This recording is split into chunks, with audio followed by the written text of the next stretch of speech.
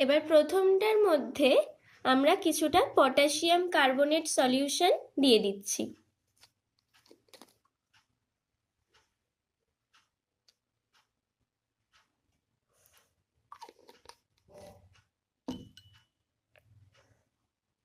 তো দেখো বর্ণটা কিছুটা লালচে হয়ে গেছে। এবার এর পরেরটায় আমরা পটাশিয়াম ফেরোসায়ানাইড দ্রবণ দিচ্ছি।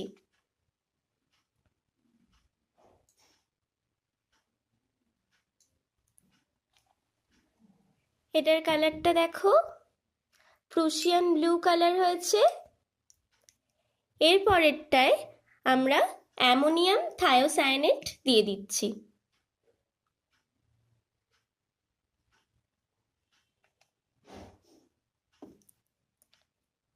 এটা দেখো পুরো ব্লাড রেড কালার হয়েছে। দেখলে কালার